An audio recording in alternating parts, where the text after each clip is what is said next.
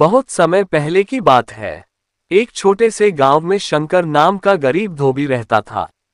शंकर के पास एक ही गधा था, भीमा। भीमा बूढ़ा तो हो चुका था, लेकिन मेहनती और वफादार था। रोज वह शंकर के कपड़े धोने के लिए नदी तक ले जाता और कपड़े लादकर घर वापस आता। धीरे धीरे गांव वाले भी शंकर का मजाक उड़ाने लगे।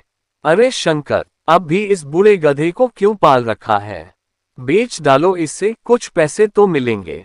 लेकिन शंकर का दिल अपने गधे से जुड़ा हुआ था। उसने सोचा, भीमा ने मेरी बरसों मदद की है, मैं इसे कभी नहीं बेचूंगा। जादुई नदी का रहस्य। गांव के पास एक पुरानी नदी थी। कहते थे कि वह नदी जादुई है।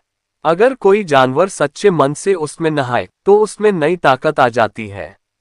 लेकिन अगर कोई लालच या स्वार्थ से जाए तो उसका नुकसान भी हो सकता है। एक दिन भीमा थककर गिर पड़ा। शंकर बहुत चिंतित हुआ। उसी समय एक बूढ़ी औरत वहां से गुजरी और बोली, अगर तुम सच में अपने गधे से प्यार करते हो तो इसे नदी में ले जाकर स्नान करा दो। शायद ये फिर से स्वस्थ हो जाए। शंकर ने वैसा ही किया। वह भीमा को नदी तक ले गया। भीमा ने पानी में डुबकी लगाई और जैसे ही बाहर आया, उसकी आंखों में चमक आ गई। उसका शरीर पहले से ज्यादा मजबूत और फुर्तीला हो गया। भीमा की चालाकी। अब भीमा सिर्फ मजबूत ही नहीं बल्कि चतुर भी हो गया था। जब शंकर कपड़े लादकर नदी से लौटता तो भीमा रास्ते में थोड़ा झुककर बोरे को पानी में डुबो देता। गीले कपड़े और भारी हो जाते और शंकर थक जाता।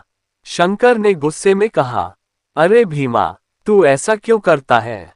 तेरी ताकत बढ़ गई है, फिर भी तू मेरी मदद करने के बजाय मुझे परेशान कर रहा है। भीमा चालाकी से बोला, मालिक, मैं तो बस मजाक कर रहा था। अगर आप चाहें तो मैं आपको सिखा सकता हूं कि कैसे इस नदी का फायदा उठाना है।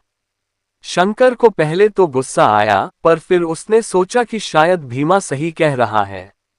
सबक की घड़ी। अगले दिन भीमा ने शंकर से कहा, आज हम बोरे में कपास भरेंगे और नदी पार करेंगे। जैसे ही कपास से भरे बोरे नदी में डूबे, वह गीले होकर बहुत भारी हो गए। शंकर परेशान हो गया। उसने चिल्लाकर कहा, भीमा, ये तो और भी भारी हो गया। तूने मुझे धोखा दिया।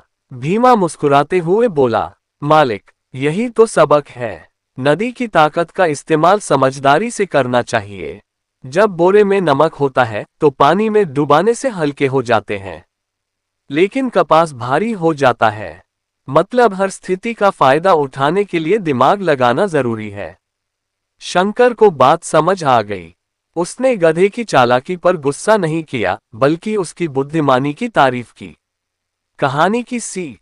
उस दिन के बाद शंकर और भीमा दोनों ने समझदारी से काम करना शुरू किया। शंकर ने सीखा कि मेहनत के साथ साथ दिमाग का इस्तेमाल करना भी उतना ही जरूरी है।